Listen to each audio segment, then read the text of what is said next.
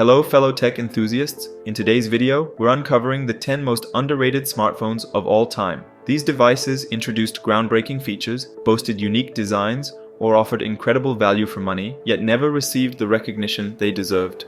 From the photography powerhouse that was the Nokia Lumia 1020 to the sleek design of the Essential phone, we're exploring what made these phones ahead of their time and what set them apart. Whether you're a tech enthusiast looking to reminisce or someone searching for a hidden gem, this list is packed with fascinating insights, surprising revelations, and a few dead brands thrown in for good measure. Let's start with the oldest smartphone on the list. Today's younger viewers are familiar with modern smartphone brands like Apple, Samsung, and Google, which have dominated the market in recent years. But what about Palm, one of the pioneers in PDAs, the predecessors of modern smartphones? Palm released the pre-smartphone in 2009, marking its attempt to regain relevance in the rapidly evolving smartphone market dominated by Apple's iPhone and various BlackBerry devices. It was the first device to run WebOS, a mobile operating system designed to be intuitive and user-friendly. The Palm Pre featured a 3.1-inch touchscreen display, a slide-out QWERTY keyboard, and a gesture-based interface. It had a 3-megapixel camera, Wi-Fi connectivity, and an 8 or 16 gigabytes storage capacity. The device was powered by a Texas Instruments processor and had 256 megabytes of RAM. For comparison, modern phones have about 8 gigabytes.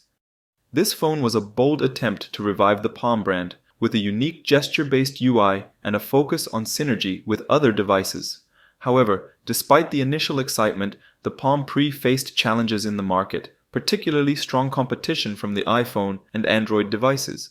Sales were not as high as expected, leading to financial difficulties. Palm released several iterations of the Pre, including the Pre Plus, Pre 2, and Pre 3, with incremental improvements in hardware and software. However, things didn't take off. Eventually, Palm was acquired by Hewlett-Packard in 2010.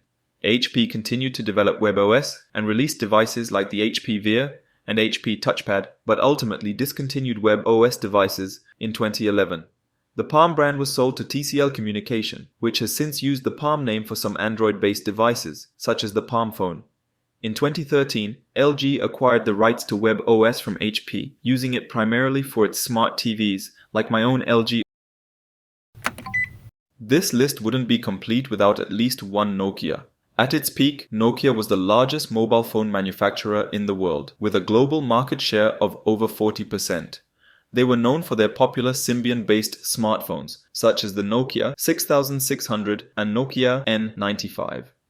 However, Nokia struggled to adapt to the shift towards touchscreen smartphones, particularly with the rise of iOS. The Nokia N9, released in June 2011, was a significant smartphone that showcased Nokia's innovative approach. It was notable for its use of the MeeGo operating system, a collaboration between Nokia's MIMO and Intel's Moblin platforms. MeeGo was intended to serve as a unified platform for a wide range of devices, including smartphones, tablets, netbooks, in-car infotainment systems, and smart TVs. The N9's operating system did away with physical buttons for navigation, relying entirely on swipes from the edges of the screen. The body of the N9 was made from a single piece of polycarbonate, which contributed to its sleek look and feel. The AMOLED display with clear black technology provided vibrant colors and deep blacks, enhancing outdoor visibility. Additionally, the N9 featured early adoption of NFC for sharing content and pairing with accessories. However, MeeGo faced stiff competition from established mobile operating systems which had already gained substantial developer and user support. The broad scope of MeeGo, intended to support multiple device types, led to fragmentation challenges, making it difficult to develop a cohesive and competitive platform. Shortly after announcing MeeGo, Nokia formed a strategic partnership with Microsoft in February 2011, committing to Windows Phone as its primary smartphone platform.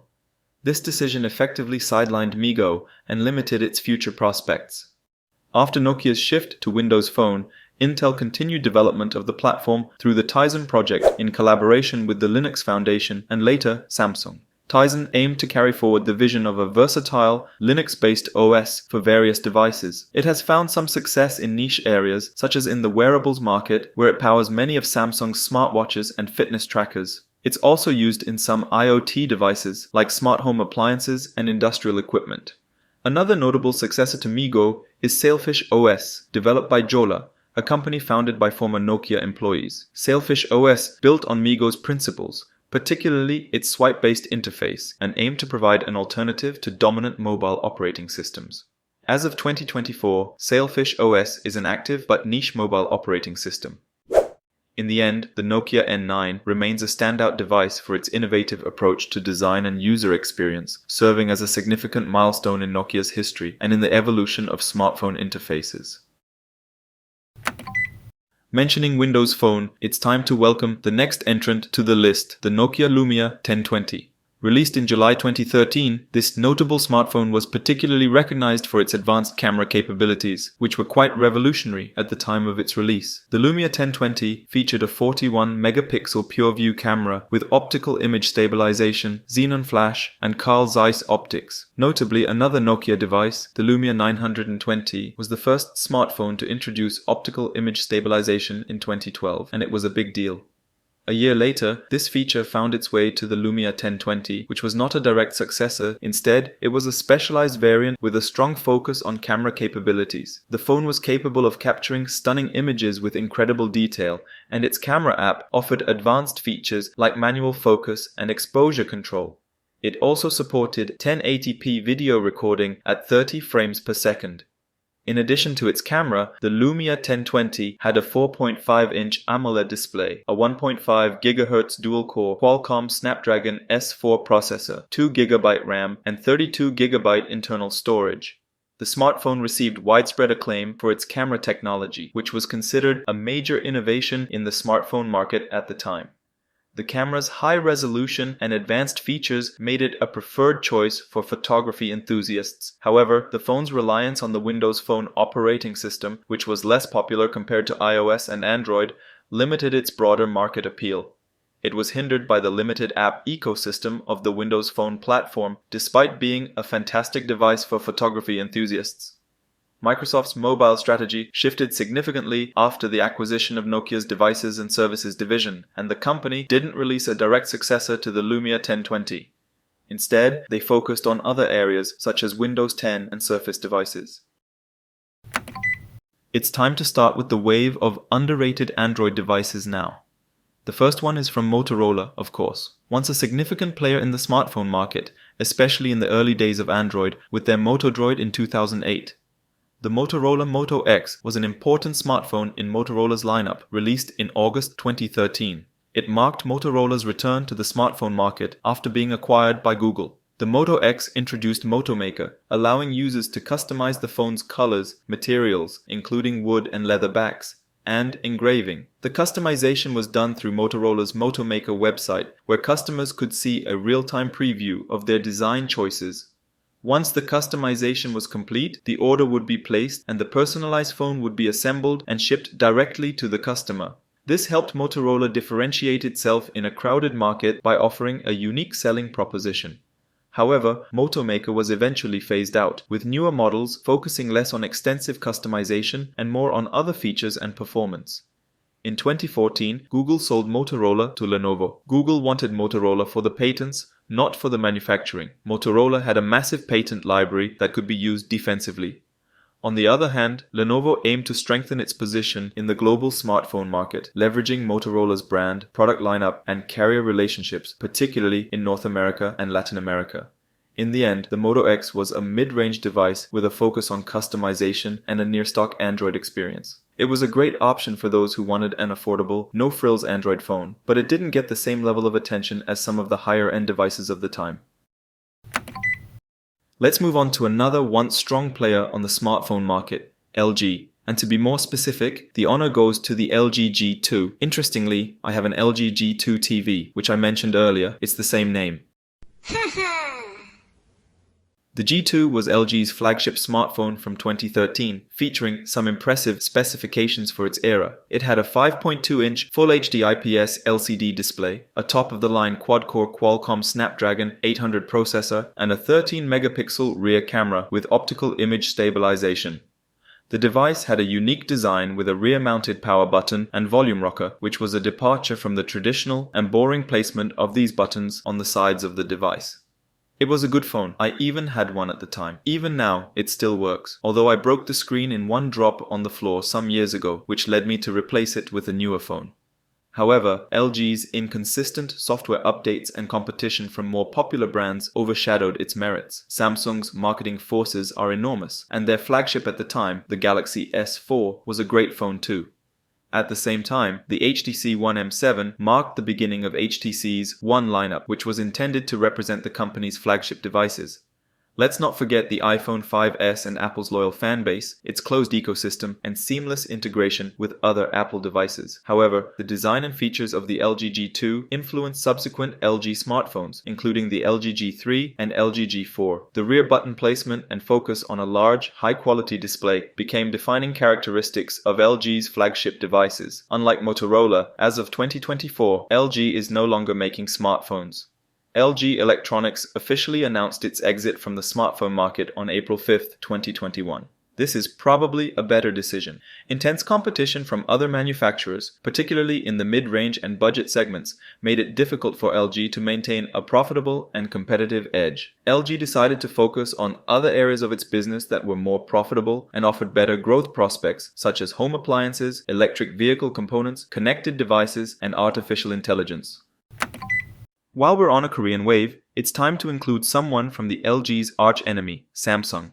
The Galaxy Alpha is an Android smartphone that was released in 2014. It was a significant device for Samsung as it marked a shift towards a more premium design language with a focus on metal construction and a more compact form factor. The Galaxy Alpha was positioned as a premium mid-range device, sitting below Samsung's flagship Galaxy S series, but offering a more refined design and build quality. It featured a metal frame with chamfered edges, giving it a more premium and sturdy feel compared to the predominantly plastic designs of previous Samsung models. The weight was 115 grams, contributing to its lightweight and compact feel. For comparison, the base Galaxy S24 now is 167 grams, and base iPhone 15 is 171. But have you ever heard of Galaxy Alpha? No. Despite its stylish design, the Alpha was quickly overshadowed by the subsequent Galaxy S models and perceived as less value for money. However, the Galaxy Alpha's design language and use of metal influenced the creation and evolution of the Galaxy A series and shaped the design language of Samsung's flagship models, starting with the Galaxy S6. The compact phone phenomenon, a great idea on paper, but one that failed to gain traction in the market. Samsung, Apple, and Sony all tried their hand at creating smaller versions of their flagship devices, but they just didn't sell as well as their larger counterparts. As a fan of these mini marvels, I've had the pleasure of using the Samsung Galaxy S10e, which I think is a fantastic phone. But included in the list is a Sony Xperia compact smartphone. The Xperia Z3 Compact, released in September 2014, was a smaller variant of the Xperia Z3 flagship, offering similar high-end features and performance in a more compact form factor. It featured a combination of a durable plastic frame with glass panels on the front and back. It had a sleek, minimalist design, typical of Sony's Xperia series. Despite being a compact version, the build quality was high-end, maintaining the premium feel of the larger Xperia, but some users felt the plastic frame was less premium than metal. By 2014, the trend was shifting towards smartphones with larger displays. Consumers increasingly preferred devices with 5-inch or larger screens, which provided a better multimedia and gaming experience. The 4.6-inch screen of the Z3 Compact, while appealing to a niche market, did not align with the mainstream demand for larger displays. While the Z3 Compact had good battery life for its size, it did not stand out in a market where larger devices often offered more substantial batteries and longer usage times. Sony's marketing efforts were not as aggressive or widespread as those of its competitors. Effective marketing plays a crucial role in the success of smartphones, and Sony's limited marketing reach hindered the Z3 Compact's visibility. The competition in the premium segment was particularly fierce, with devices like the iPhone 6, Samsung Galaxy S5, and HTC One M8. While the Z3 Compact was a well-rounded device, it did not have any groundbreaking features that set it apart from the competition. It was not the last compact model, and as of 2024, Sony had 6 compact models. The last one, the XZ2 Compact, was introduced in 2018. Let's once again discuss a once powerful smartphone maker, but nowadays rarely seen. BlackBerry. For the younger viewers out there, I'm not referring to the forest berry. The Priv was BlackBerry's first Android device, marking a significant departure from the company's traditional BlackBerry OS. One of the Priv's standout features was its physical keyboard, which slid out from beneath the screen. The keyboard was designed to provide a more tactile and accurate typing experience, featuring gesture recognition and customizable shortcuts. In terms of security, the Priv had several features that set it apart from other Android devices. It included BlackBerry's Detect software, which monitored the device's security and provided alerts when apps access sensitive data. Additionally, it had a secure boot process, encryption, and support for Android for work, allowing users to separate their personal and work data. The phone's specs included a 5.4-inch Quad HD AMOLED display, a 1.8 GHz hexa-core Qualcomm Snapdragon 808 processor, 3 GB of RAM, and an 18-megapixel rear camera. It ran Android 5.11 Lollipop out of the box and was later upgradable to Android 6.0 Marshmallow. The BlackBerry Priv received mixed reviews. It was praised for its high-quality hardware, particularly the innovative slide-out keyboard, and the move to Android was seen as a positive step towards more app compatibility and a modern user experience. However, some critics pointed out the high price and performance issues compared to other flagship devices available at the time. An unnamed AT&T executive told that a large number of customers were returning the device, and the company believed BlackBerry had priced the Priv too high. Overall, the BlackBerry Priv represents an important chapter in BlackBerry's history as the company attempted to reinvent itself in the competitive smartphone market. After the Priv, BlackBerry released a few more Android smartphones, including the DTEK 50, DTEK 60, and Keone. However, in 2016, BlackBerry announced that it would no longer manufacture its own smartphones, instead opting to license its brand and software to other companies. Since then, TCL Communication have released Android smartphones under the BlackBerry brand, such as the Key 2 and Key 2 LE. These devices have continued to focus on security, productivity, and physical keyboards, which are hallmarks of the BlackBerry brand. OnePlus is a Chinese smartphone manufacturer founded in 2013, and it is a subsidiary of Oppo, owned by the Chinese conglomerate BBK Electronics. Other smartphone brands in their portfolio include Vivo and Realme. In 2015, OnePlus released the OnePlus X, a mid-range smartphone aimed at offering a premium experience at a more affordable price point. The phone was positioned as a more affordable alternative to the flagship OnePlus 2, targeting users who wanted a premium design and good performance without the higher price tag. Initially, the OnePlus X required an invite to purchase, following the sales model used for previous OnePlus devices. This system was designed to manage demand and inventory, but it also limited accessibility and frustrated potential buyers. The OnePlus X featured a premium design with a metal frame and glass panels on both the front and back. A limited edition ceramic version was also available, which was more durable and offered a more premium feel. The OnePlus X was powered by the Qualcomm Snapdragon 801 processor, which, although capable, was an older chipset at the time of release. Competing mid-range devices were using newer processors that offered better performance and efficiency. The OnePlus X lacked some features that were becoming standard in mid-range and flagship devices, such as NFC for contactless payments, a fingerprint sensor, and a larger battery capacity. These omissions made it less competitive. While OnePlus devices were known for their developer-friendly approach, the OnePlus X didn't receive as much community support as the flagship models, which limited custom ROM options and other software enhancements. After the OnePlus X, the company decided to focus exclusively on its flagship line, recognizing that this was where they had built their brand identity and competitive advantage. The mid-range segment was not aligned with their strategic goals. OnePlus had built its reputation as a flagship killer, offering top-tier specs at a lower price. The OnePlus X did not fit this narrative, leading to a diluted brand message and confusion among consumers. A few years later, OnePlus decided to try again in the mid-range market with the Nord series, which can be considered the modern equivalent to the OnePlus X in the OnePlus portfolio. The OnePlus Nord line has been relatively more successful since its introduction in 2020. It's time for the last phone today, a smartphone maker that released just one product and ceased operations. The Essential phone was the debut smartphone from Essential Products, a company founded by Andy Rubin, one of the co-founders of Android, often referred to as simply Essential. Released in August 2017, the Essential phone aimed to provide a high-end, minimalist smartphone experience. The phone featured a Quad HD display with a unique 19:10 aspect ratio, providing a more cinematic viewing experience. The Essential phone boasted a titanium frame and a ceramic back, making it both durable and premium in feel. It had a nearly bezel-less design with a distinctive edge-to-edge display and a small notch for the front camera. The phone had a modular design, allowing users to attach accessories like a 360-degree camera or a charging dock using magnetic pins. Although the camera performance was innovative with its dual sensor setup, it received mixed reviews, particularly in low light, a critical feature for flagship smartphones. It was considered decent, but not up to par with competitors like the Google Pixel 2 or Samsung Galaxy S8. The Essential phone aimed to compete with other flagship devices from established brands. However, it faced challenges in gaining significant market share. As a new brand, Essential lacked the established trust and customer service infrastructure that consumers expect from premium smartphone manufacturers. The Essential phone failed due to a combination of high competition, a premium price point without the necessary brand trust, initial software and hardware issues, limited marketing and distribution, lack of a product ecosystem, and an unproven modular accessory system.